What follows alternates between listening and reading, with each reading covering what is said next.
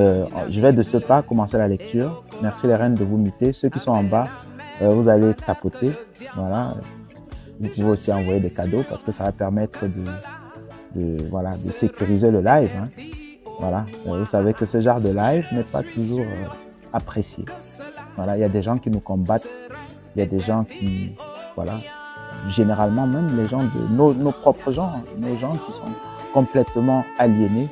Voilà, ce sont surtout eux qui nous, voilà, qui nous signalent, qui nous, voilà, en fait, vous comprenez.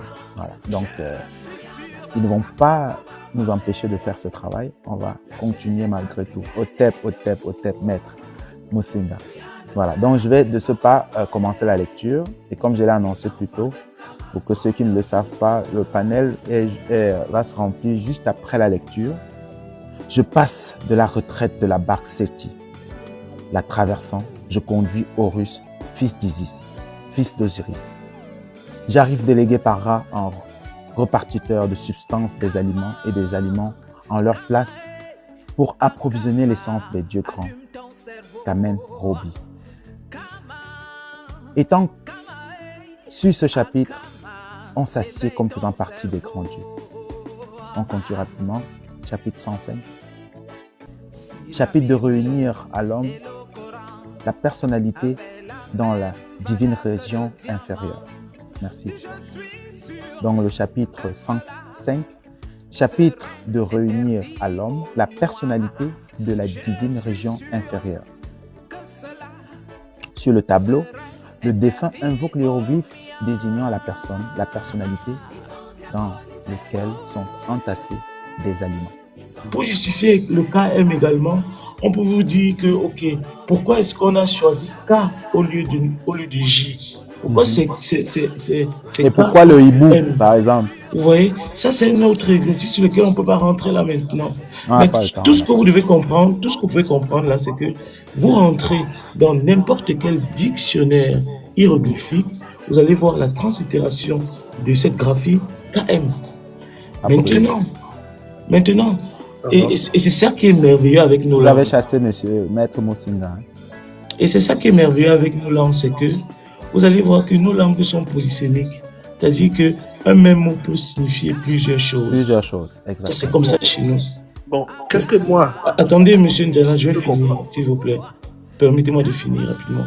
Nos langues sont polysémiques. Donc, si vous faites l'exercice de chercher d'autres graphies qui ont toujours ce même KM là, alors vous allez découvrir des choses merveilleuses. Voilà. Et je vous invite vraiment à faire cet exercice pour mieux comprendre. Voilà. On écoute la deuxième question et c'est la dernière pour... C'est la même question. C'est la même question. Oui, la fin de la question. D'accord, la fin de la question. J'explique les concepts complexes en psychologie. Je peux expliquer ça à un enfant de 5 ans. On l'a déjà deviné. Vous nous avez déjà psychanalysé ici. Non. Non, c'est pas ça. Je veux dire par là que ce qui se conçoit bien s'énonce clairement. Et les mots pour le dire viennent aisément. Je cite quelqu'un. Bon, est-ce que le frère peut expliquer à un enfant de 5 ans ce qu'il vient de montrer là? Mais pourquoi est-ce qu'on va expliquer ça à un enfant de 5 ans? Non, laissez-moi, vous me permettez pas de m'exprimer. En tout cas, il reste 1 minute. Une majorité puisse comprendre, voilà, mais il y a une partie il y a un pourcentage de recherche que chaque personne devrait effectuer pour compléter ce que le père Tasrop, Maître Musinga enseigne aussi. Oui.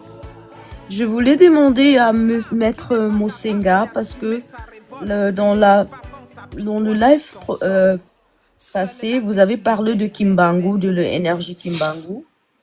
Et je voulais demander la connexion de l'énergie Kimbangu et la spiritualité de Kemet. Est-ce qu'il y a une connexion là-dedans?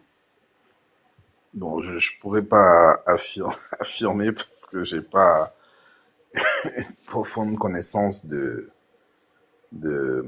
travaux de Kimbangu, mais je vais essayer de faire la recherche, de chercher un frère que nous avons qui aux États-Unis, qui s'appelle Mukodo.